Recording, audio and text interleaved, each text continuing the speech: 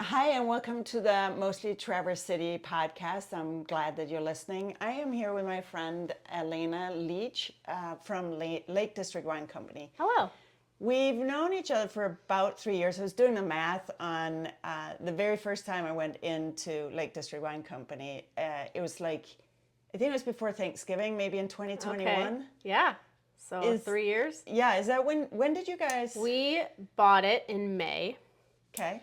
But we didn't get our official license. So we took over in May, started running the store in May, but we didn't get our official license till October-ish. Okay. So we say our real, like we're coming up on 3.5 years, but we're celebrating our 3-year grand opening this weekend, actually. So it's been about 3.5 years. I'll have to go. Yes. So anyway, so I walked in there because my husband got to know you from curling. Yeah. Right? Mm-hmm. And he's like, oh, you got to go. This is the best place. And, you know, you got to go and check out the wine. And I like wine. So I went. And then I joined, well, actually for Christmas, I gave him a membership to the wine club. So really you gave it to yourself. Yeah, well, yeah, I actually thought he and I were going to be going together, but it seems like he's never there and I'm usually there. So yes, it was kind of, but you know, my mom always said you should give gifts that you really want yourself. Mm-hmm. And then if you give something and they re-gift it, they can re-gift it back to you, you know. So anyway, you purchased Lake District Wine Company with 2 other people. Yep. Who did you purchase this with? So we purchased it with Christy McClellan, who she's been one of my best friends for 20-something years. We met in college. And then our really good best friend as well, Michael Topp, who we met in Traverse when he moved here about 10 years ago. Okay. So we all come from, Christy and I have worked together in a variety of capacities. So she and I have a working relationship and a friendship. But Michael comes to us as, you know, as mostly a friend, but he worked in the corporate world in Washington, D.C. So he has a whole background that he really brings a lot to the table from the back end. So yeah, that's a whole different thing than living in Traverse City to that corporate, and especially Washington, D.C., I would imagine. Did you grow up here? No. I grew up vacationing at Traverse City, though. So I grew up in Clarkston, Michigan, which is a suburb of Detroit, and my whole family lives there, so it was great. But we always came to Traverse City for like weekends and holidays, and I always, you know, I was one of those, like, we went up north all the time. So I always knew, like, if I moved back to Michigan, because after college I moved to Colorado and lived there for almost 10 years. So I always knew if I moved back to Michigan, I was going to move to Traverse City, and Christy ended up moving here as well. So you're like, it's meant to be. I have a couple other really good friends from college that lived here, but other than that, I didn't know that many people when I moved here. All right. Did you go to college in Colorado? No, Michigan State. Go Green. Go Green. Yep. And so went to Michigan State, and then as soon as I graduated, I just wanted to basically do something totally different. So I wanted to go, I'm a skier, so I wanted to go ski and love the outdoors and just wanted to try something different, expecting I would go out there for maybe like a winter or a year, and then stayed for about a decade. Yeah, and is that where you met your husband? No, we met in 5th grade, actually. For real? Yes. His dad was my Hershey track coach way back in the day. So, but then we were just friends, like, throughout our life. We were just friends. After college, we did our own thing. Like, we never dated or anything in high school. And then he moved to Traverse City because he works for Munson. And so we didn't start dating until we were 35. Oh, wow. Yeah. And now you have 3 kids. Now right? we have 3 kids, so it's been fast track since then. Well, you took your time figuring that out. So what'd you go to college for? Parks, Recreation, and Tourism. Fun. Yeah. So I had no idea what I wanted to do at that time, but I knew I liked having fun and I liked the outdoors. So that was sort of a natural choice for me. And now you're kind of in something that has to do with fun and recreation. Yeah, I think I'm a big believer in, like, your passions can be your career and you have to enjoy both. Absolutely. So, yeah. Totally agree with that. Totally agree with that. So, how did you get involved in the wine industry? So the wine industry I've been involved in for a really long time, mostly because I started as a fan of wine. I just have always loved wine. So starting at a young age, in my early 20s, I started drinking wine. But I also worked at many high-end restaurants as like a server or bartender or just as a second job. I love working in the restaurant scene. I love the culinary, everything about it. So I always had a career job during the day, and I would work on the weekends or at nights at these high-end restaurants. So I learned a lot about wine then. And then when I moved to Traverse City, I started doing marketing. I worked for One Up Web, and I'd done marketing in my previous life in Colorado. We did a lot of marketing for like wineries, and so then I got involved in the local scene that way. Christy was involved in the local scene. She was at Bowers Harbor Vineyards for a long time. Now she's at Left Foot Charlie. So I just became in love with marketing for wineries and fell in love with all the delicious wine we have here. And then with the store, that's when I really knew that this is like the path that was going to be like the rest of my life, because I love the world of wine and I can't stop learning about it. And there's not been a time like with anything else that I've not gotten bored. I'm someone who changes I like to do a lot of different things. I'm always very busy, but with wine, I just can't get enough. And I just am consumed by how fun and how interesting and delicious it all is. Well, one of the things that you do that I think you should make into a course that you can sell, but one of the things that you do and that you get to be part of when you're in the wine club is you have these things called cork dorks. Mm-hmm. And I go and I'm like, I'm going to remember these things. And it's like I'm always so intrigued by everything you teach on, but it shows that you love it. Thank you. You go at these cork dorks, they're once a month, and you get to taste 3 different wines from a specific region. And then Alaina has maps and she explains about the wine. But what's really interesting to me is the history of each of the wineries. Mm-hmm. And how they've developed over time and how they are curating that specific wine. And for me, I grew up in a family that drank wine and really appreciated wine. But I'm very kind of picky about the wines that I drink, because there are a lot of wines that I can't drink because I react to them. But any wine that I've ever had at your store, I've never reacted to them. And I think it's because of how you find the wineries. Mm-hmm. So how do you find the wineries? So we really focus on approachable but very quality artisan wines from around the globe. So there's tons of wines in the world, just like any other products, that are badly made. And kind of a lot of the wines you're finding on grocery store shelves, things like that, they're made in a factory. Kind of, there's not, the artisanship is not there. And so we really focus on small production, family owned, a lot of wineries that are all across, in Old World and local wineries and everywhere around the world. We just focus on that. We try to find really high quality wines. We do so much tasting. We have our reps know what to bring us now at this point that fits within our store. So they do a great job. But then we also source, especially for Cork Dork now, I'm really scouring the books and trying to find different things that relate to the region that we're talking about. So a lot of wines that way. But yeah, we taste a lot of wine to find the ones. It seems like there's a lot of wine in our store, but it's very curated. Well, it's obvious, and I think the other thing that's really nice about your store is you can walk in there and you can find bottles of wine that are $14, $15, mm-hmm. And then you can find wines that are, I don't know what the most expensive wine you have is, but that are a lot more, you know. And if you go in there, because I've done that, where I've had something where it's I want to have a nice wine, but my budget is limited, mm-hmm. And the people that are going to be drinking it is going to be a variety of people. Yeah.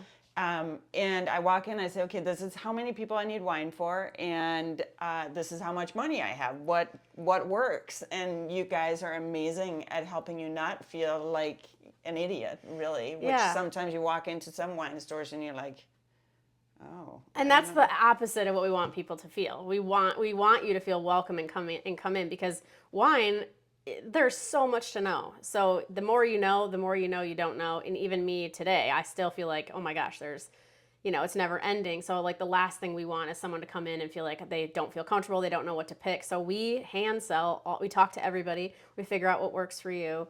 And the more we get to know you, the more we get to know your palate and introduce you to more wine. We always try to have wine open because I'm a big believer in like, why would you buy something if you haven't had it? Yeah, we have free tastings always on Saturdays, wine open in the back, tons of different tasting opportunities. So try to get people to really hone in on what they like, and then we can explore from there.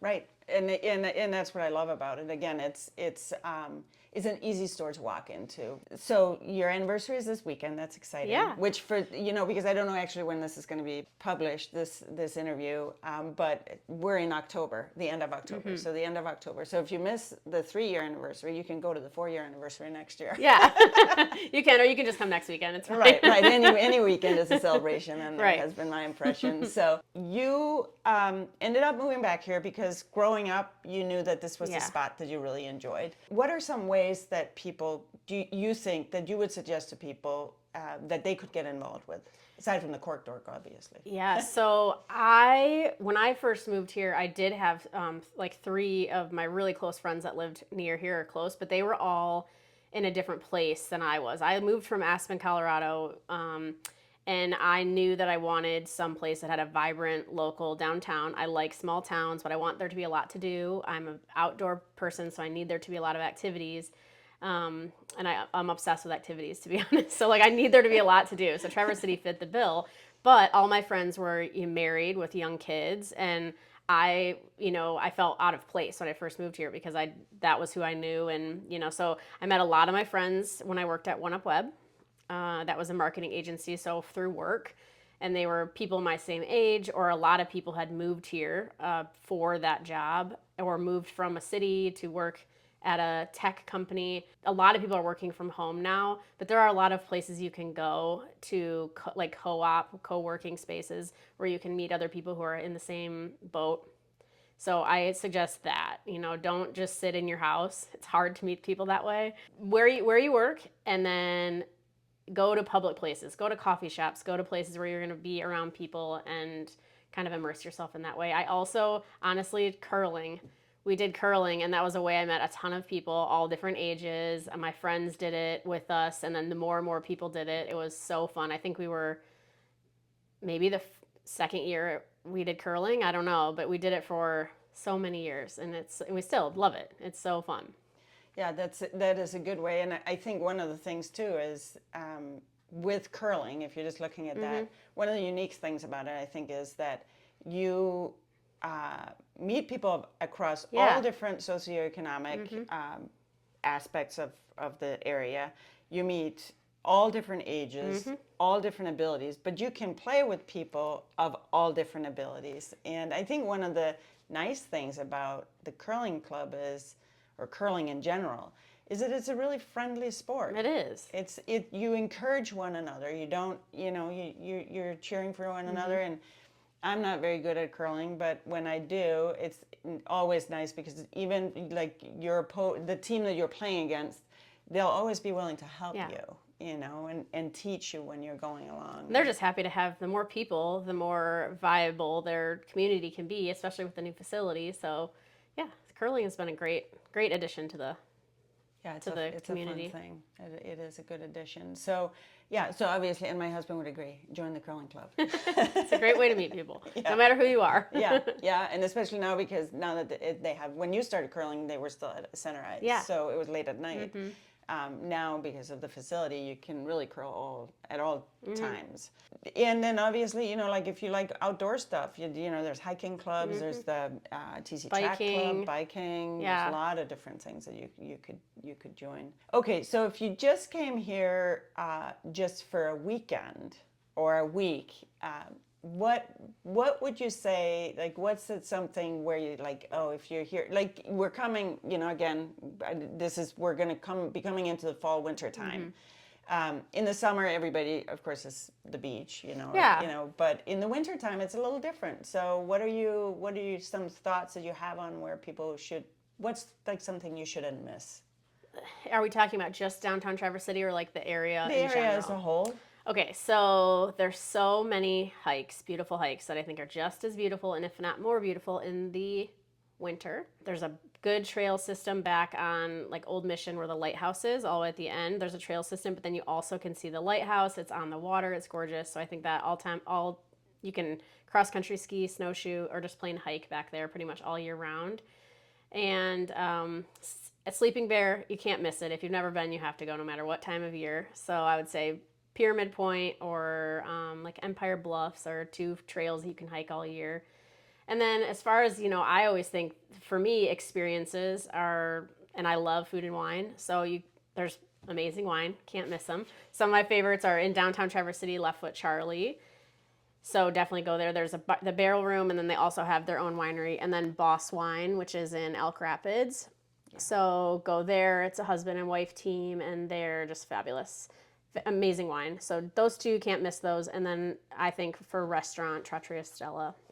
It's in the old asylum, and it's just like a very unique, not only a unique setting, but the food is phenomenal, and they nail it every time. So yeah, the food is phenomenal. So you could actually, if you wanted to like plan a day just at the state hospital, you could go hiking or snowshoeing or something in that area.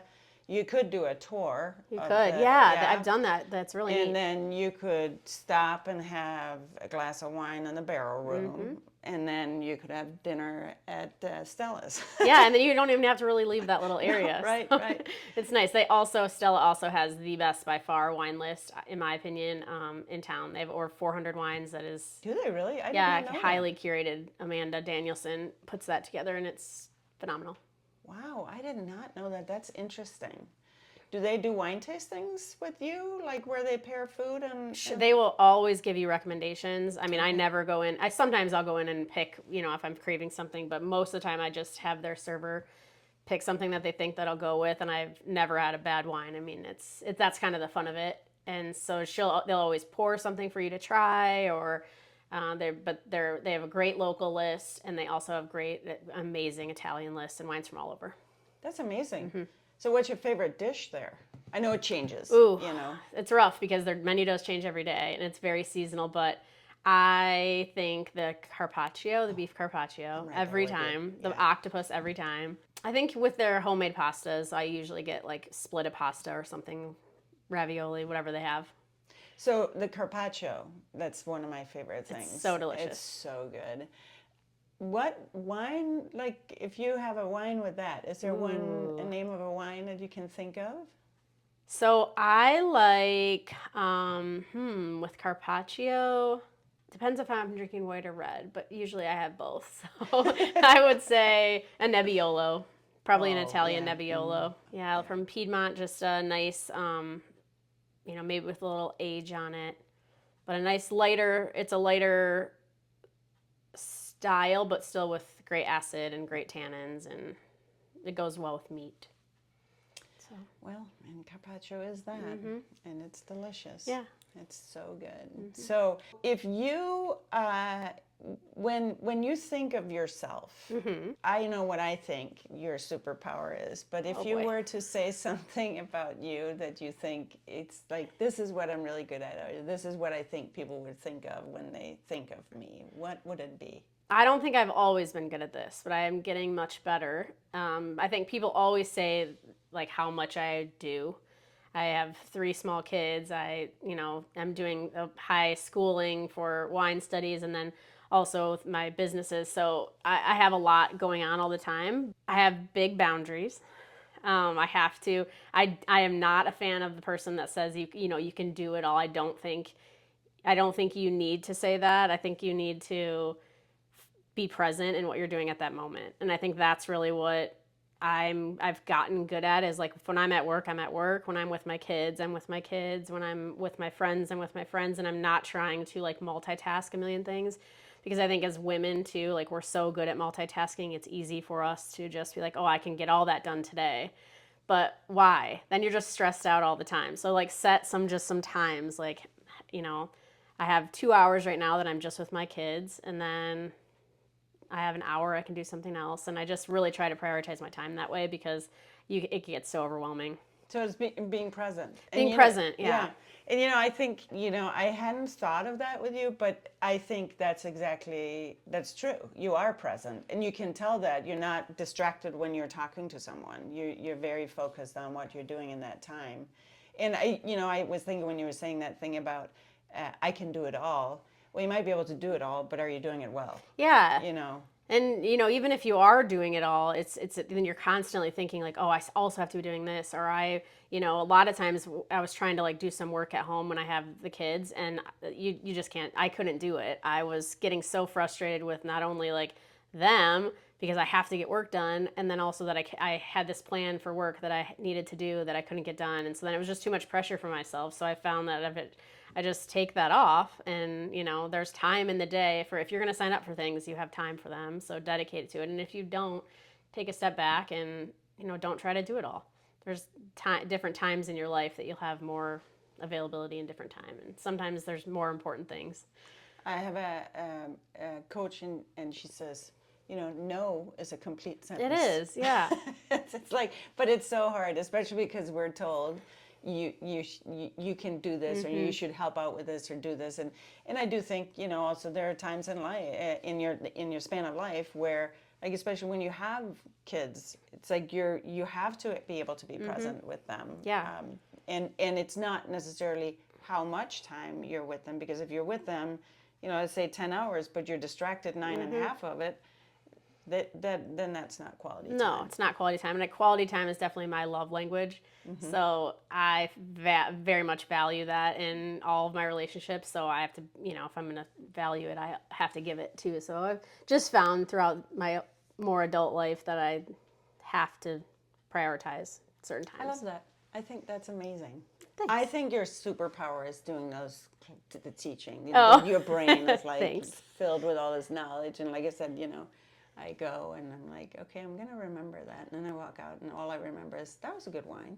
That's all that matters, as long as you like the wine. But I think that's what's fun about the Cork Dorks, or just wine in general, is because you can get like the history buff, or the geology buff, or like the experienced person. There's a lot of different ways you can connect with people through wine, just based on what the product is. Well, I really appreciate you being on here with us. I hope you guys have learned some things. So how would people find you if they want to know more about Lake District? So you can just find us online, first of all, lakedistrictwine.com, or we're on Instagram, Facebook, very active on all social media, and then but just come in the store. We're open 7 days a week, and we'd love to meet you. So we're just located right on 8th Street, right by Raduno and Dino's Pizza. So stop on in. Stop on in. I can highly recommend it. Thanks for listening. Have a great day. Thanks, Julie.